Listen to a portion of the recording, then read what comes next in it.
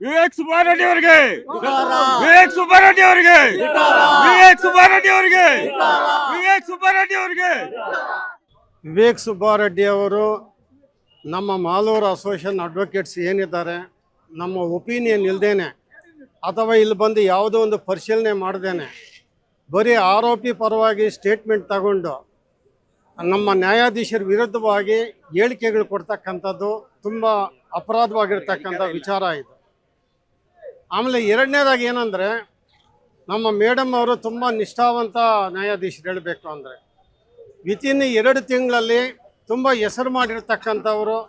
ಈ ನ್ಯಾಯಾಲಯನ ತುಂಬ ಒಂದು ಎಲ್ಲೋ ಒಟ್ಟೋಗಿತ್ತು, ಇವತ್ತು ತುಂಬ ಶುದ್ಧವಾಗಿ ಇರ್ತಕ್ಕಂಥ ನ್ಯಾಯಾಲಯ ಇವತ್ತು ಹೇಳಬೇಕು ಅಂದರೆ.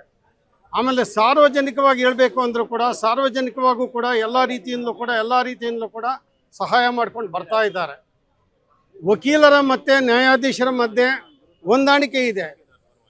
ಇವತ್ತು ಯಾರೋ ಬೇರೆ ದುಷ್ಕರ್ಮಿಗಳು ಏನೋ ಮಾಡಿದ್ದಾರೆ, ಅವರ ಮೇಲೆ ತಪ್ಪು ಕಲ್ಪನೆಗಳನ್ನು ಸೃಷ್ಟಿ ಮಾಡಿದ್ದಾರೆ ಅಂದರೆ ಇದು ನಾವು ಅದನ್ನು ಶಬ್ಸೋದಿಲ್ಲ. ಸಾಮಾನ್ಯವಾಗಿ ನಾವೇನಿದ್ರು ಕೂಡ ನ್ಯಾಯಾಧೀಶರ ಪರವಾಗಿ ಖಡಾಖಂಡಿತವಾಗಿ ಅವ್ರನ್ನ ಇಲ್ಲಿ ಉಳಿಸ್ಕೊಳ್ಳೋದಕ್ಕೆ ನಾವು ಹೋರಾಟ ಮಾಡ್ತೇವೆ. ಅದನ್ನ ಸಾಮಾಜಿಕ ಜಾಲತಾಣ ನೋಡೋದಿಲ್ಲ ಸರ್. ನಮಗೆ ಮಾಹಿತಿ ಬಂದಿರೋದು, ನಮ್ಗೆ ಗೊತ್ತಾಗಿರೋದು ಈಗಲೇ ಮೆಜಾರಿಟಿ. ಜಿಆರ್ ಆರ್ಥೋಪೆಡಿಕ್ಸ್ ಕೋಲಾರ್ ಮೂಳೆ ಚಿಕಿತ್ಸಾ ಕೇಂದ್ರ. ಅತ್ಯಾಧುನಿಕ ತಂತ್ರಜ್ಞಾನ ಬಳಸಿ ಎಲ್ಲ ಮೂಳೆ ಸಂಬಂಧಿ ಸಮಸ್ಯೆಗಳಿಗೆ ಪರಿಹಾರ.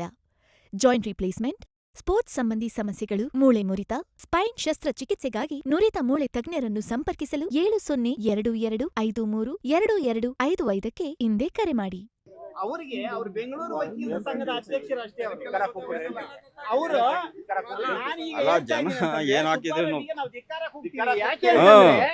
ನಮ್ಮ ಕೋರ್ಟ್ ಬಗ್ಗೆ ಅವ್ರಿಗೆ ಏನ್ ಗೊತ್ತಿದೆ? ಈ ಗಾಯತ್ರಿ ಮೇಡಮ್ ಬಂದ್ಮೇಲೆ ಸಾರ್ವಜನಿಕರಿಗೆ ಕೂತ್ಕೊಳ್ಳಕ್ಕೆಲ್ಲ ಕ್ಲೀನ್ ಮಾಡಿಸಿದ್ದಾರೆ. ಮತ್ತೆ ಇವಾಗ ನಿಮ್ಮದೇ ಕೇಸ್ ಆದ್ರೂ 10 ವರ್ಷ ಎಳ್ಕೊಂಡು ಹೋಗ್ತಾ ಇದ್ರೆ ತಾವೇನ್ ಮಾಡ್ತೀರಿ? ಬೇಗ ತ್ವರಿತವಾಗಿ ನ್ಯಾಯ ಕೊಡ್ಬೇಕಂತ ಹೇಳಿ ಅವ್ರು ಕ್ರಮ ಕೈಗೊಳ್ತಾ ಇದ್ದಾರೆ. ಕಂಪ್ಲೇಂಟ್ ಸೈಡ್ ಎಫೆಕ್ಟ್ ಆಗ್ತದೆ. ಆಮೇಲೆ ಸಾರ್ವಜನಿಕರಿಗೆ ತಾವು ಹೇಳಿದ್ರಿ, ಸಾರ್ವಜನಿಕರಿಗೆ ಯಾರಿಗೂ ತೊಂದರೆ ಆಗ್ತಾ ಇಲ್ಲ. ಆಮೇಲೆ ತಾವು ಯಾರೇ ಬಂದ್ರು ಸಹ ಸರ್, ನಮ್ಗೆ ಯಾರಿಗೂ ಶೌಚಾಲಯದ ವ್ಯವಸ್ಥೆ ಇರ್ಲಿಲ್ಲ, ಮೊದ್ಲು ಎಲ್ಲ ಕೆಟ್ಟೋಗಿತ್ತು. ಅವ್ರು ಬಂದ ಮೇಲೆ ಎಲ್ಲ ಅದನ್ನೆಲ್ಲ ಮಾಡ್ತಿದ್ದಾರೆ. ಮತ್ತೆ ಸಾರ್ವಜನಿಕರು ಕಕ್ಷಿದಾರರು ಬಂದಲ್ಲಿ ಕುತ್ಕೊಳ್ಳೋದಕ್ಕೆ ವ್ಯವಸ್ಥೆ ಮಾಡಿದ್ದಾರೆ. ಎಲ್ಲ ಸಾರ್ವಜನಿಕರ ಪರವಾಗಿನೇ ಅವರು ತಮ್ಮ ಕಾರ್ಯವನ್ನು ನಿರ್ವಹಿಸಿದ್ದಾರೆ. ಇದು ಈ ವಿಚಾರಕ್ಕೆ ಬರಬಾರದು, ಅವರ ಗಮನಕ್ಕೆ ತಂದಿಲ್ಲ ಅಂತ ಹೇಳ್ತಾರೆ. ಈ ವಿಚಾರಕ್ಕೂ ಅದಕ್ಕೆ ಏನ್ ಸಂಬಂಧ ಇದೆ? ವಕೀಲ ಸಂಘದಿಂದ ಮಾಹಿತಿ ತಗೊಂಡಿದ್ದಾರೆ.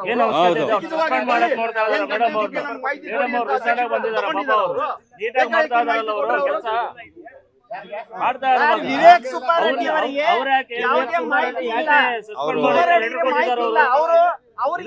ಹೈಕೋರ್ಟ್ ನ್ಯಾಯಾಧೀಶರಿಗಾಗಲಿ ಅವರು ನಮ್ಮ ನ್ಯಾಯಾಧೀಶರ ಬಗ್ಗೆ ಅವರು ದೂರು ಕೊಡೋದಕ್ಕೆ ಅವರಿಗೆ ಯಾವುದೇ ಹಕ್ಕಿಲ್ಲ, ಅವರಿಗೆ ಅಧಿಕಾರವೂ ಇಲ್ಲ.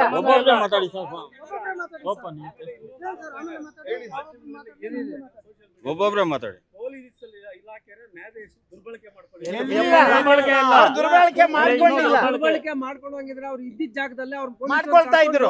ಕಂಪ್ಲೇಂಟ್ ಕೊಡ್ತಾ ಇದ್ರು. ಮನೆ ಕರ್ಸ್ಕೊಂಡು ಕಂಪ್ಲೇಂಟ್ ಕೊಡೋದಿಲ್ಲ, ಆಫೀಸ್ ಕರ್ಸ್ಕೊಂಡು ಕಂಪ್ಲೇಂಟ್ ಕೊಡ್ತಾ ಇದ್ರು.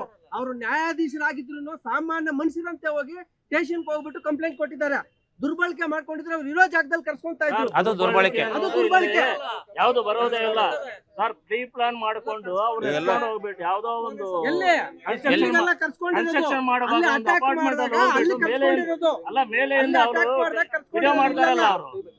ಆಯ್ತು. ನಿನಗೆ ನಿಮ್ ಮನೇಲಿ ಗಲಾಟೆ ಮಾಡ್ತಾ ಇರ್ತಾರೆ, ಇರೋ ಪೊಲೀಸರು ಫೋನ್ ಮಾಡಲ್ವಾ? ತಾವೇನ್ ಮಾಡ್ತಾ ಇದ್ರಿ ಹೇಳಿ? ವಿಡಿಯೋ ಮಾಡಿದ್ರು, ಅವ್ರೇನಾದ್ರೂ ನಿಮ್ ಮುಂದೆ ಬಂದು ಹೇಳಿಕೆ ಕೊಟ್ಟಿದ್ದಾರಾ? ಕೊಡ್ಲಿ. ವಿಡಿಯೋ ಮಾಡಿರೋ ಒರಿಜಿನಲ್ ಏನಿದೆ ಕೊಟ್ಟಿಲ್ಲ. ನಿಧಾನಕ್ಕೆ ಹೇಳಿ ಸರ್. ಈಗ ಅದು ಆತ್ಮರಕ್ಷಣೆ. ಈಗ ತಾವು ಯಾರೋ ಒಬ್ರು ಹೇಳಿದ್ರಿ ನ್ಯಾಯಾಧೀಶರು ಹೇಗಿರ್ಬೇಕು ಅಂತ. ನ್ಯಾಯಾಧೀಶರ ಕರ್ತವ್ಯಕ್ಕೆ ಹಾಜರಾಗುವಾಗ ಮತ್ತೆ ಹೋಗಂತ ಸಂದರ್ಭದಲ್ಲಿ ಅವ್ರು ಇನ್ನೂ ಕರ್ತವ್ಯದಲ್ಲೇ ಇರ್ತಾರೆ. ಅವ್ರಿಗೆ ಅಡ್ಡ ಹಾಕೋದು, ಉಗುಳೋದು, ಅವ್ರ ಬಗ್ಗೆ ಸಂಜ್ಞೆ ಮಾಡೋದು ಇದು ಅಪರಾಧ. ಇದು ರಕ್ಷಣೆ ಮಾಡ್ಕೊಳ್ಬಾರ್ದಾ? ಇದನ್ನೆಲ್ಲ ಬಚ್ಚಿಟ್ಬಿಟ್ಟು ಫೇಕ್ ವಿಡಿಯೋ ಸೃಷ್ಟಿ ಮಾಡಿ ಮಾಧ್ಯಮಗಳಲ್ಲಿ ಅರಿಬಿಡೋದು ಅವಶ್ಯಕತೆ ಏನಿತ್ತು? ಇವೆಲ್ಲ ಕ್ಷುಲ್ಲಕ ಆರೋಪಗಳು, ಸುಳ್ಳು ಆರೋಪಗಳನ್ನು ಮಾಡಿದ್ದಾರೆ ನ್ಯಾಯಾಧೀಶರ ಮೇಲೆ.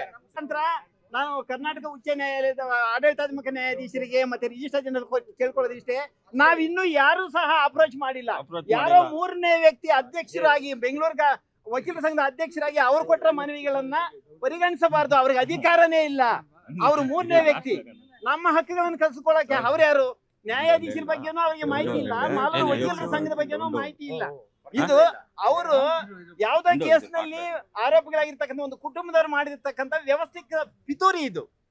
ನ್ಯಾಯಾಧೀಶರು ಅವರು ಸಮರ್ಥವಾಗಿ ಕಾರ್ಯನಿರ್ವಹಿಸ್ತಾ ಇದ್ದಾರೆ, ಕಾನೂನು ಪ್ರಕಾರ ಕಾರ್ಯನಿರ್ವಹಿಸ್ತಾ ಇದ್ದಾರೆ. ಅದನ್ನ ಇವ್ರು ದುರ್ಬಳಕೆ ಮಾಡಿಕೊಂಡು ಯಾರೋ ಒಂದು ಕುಟುಂಬ ಪೂರ್ವ ನಿಯೋಜಿತ ಕೃತ್ಯ ಮಾಡಿ ಅದನ್ನ ವಿಡಿಯೋ ಮಾಡ್ಕೊಂಡು ಮಾಧ್ಯಮಗಳಲ್ಲಿ, ಯಾವ್ದು ಬೇರೆ ಮಾಧ್ಯಮ, ಎಲ್ಲಾ ಮಾಧ್ಯಮಗಳವರು ಅಂತ ನಾವು ಹೇಳೋದಿಲ್ಲ, ಆ ಮಾಧ್ಯಮದವರು ಯಾವುದೇ ಒಂದು ವಿಷಯವನ್ನು ಪ್ರಸ್ತಾಪ ಮಾಡುವಾಗ ಸರ್ ನಿಮಗೂ ಭಾರತ ಸಂವಿಧಾನದ ಪ್ರಕಾರ ಎಲ್ಲಾ ಅಧಿಕಾರ, ಹಕ್ಕು, ಸ್ವಾತಂತ್ರ್ಯಗಳಿದೆ. ಇನ್ನೊಬ್ಬರ ಬಗ್ಗೆ ಹೇಳುವಾಗ ನಾವು 100 ಸಾರಿ ಯೋಚನೆ ಮಾಡಬೇಕು. ಅದನ್ನೆಲ್ಲ ಪರಿಶೀಲನೆ ಮಾಡಿ ಮತ್ತೊಬ್ಬರಿಗೆ ಹೇಳ್ಬೇಕು. ಅದು ಸಹ ಅಪರಾಧ ಆಗುತ್ತೆ. ಈಗ ನ್ಯಾಯಾಧೀಶರ ಬಗ್ಗೆ ಏನು ಪ್ರಸಾರ ಮಾಡಿದ್ದಾರೆ ಎಲ್ಲಾ ಪ್ರಚಾರಗಳು ಸತ್ಯಕ್ಕೆ ದೂರವಾದದ್ದು, ಸುಳ್ಳಿಂದ ಕೂಡಿರ್ತದೆ. ಮತ್ತೆ ವಕೀಲರಾದ ಬೆಂಗಳೂರು ವಕೀಲರ ಸಂಘದ ಅಧ್ಯಕ್ಷರಾದಂತ ವಿವೇಕ್ ಸುಬ್ಬಾರೆಡ್ಡಿ ಅವರು ಇದ್ರ ಬಗ್ಗೆ ಪರಿಶೀಲನೆ ಮಾಡಬೇಕು, ಕೇಳಬೇಕಿತ್ತು. ಇವರು ಮಾಡಿರೋದು ಸಹ ಇವರು ಅಕ್ಷಮ್ಯ ಅಪರಾಧ. ಅವ್ರು ಕೊಟ್ಟಿರ್ತಕ್ಕಂಥ ಮಾಧ್ಯಮದಿಂದ ಹೇಳಿಕೆ ಅಕ್ಷಮ್ಯ ಅಪರಾಧ. ಅವರು ಅರ್ಜಿ ಕೊಟ್ಟಿರ್ತ ಸಹ ಮನವಿ ಏನ್ ಕೊಟ್ಟಿದ್ರು ಹೈಕೋರ್ಟ್ಗೆ, ಅದು ಸಹ ಅಕ್ಷಮ್ಯ ಅಪರಾಧ.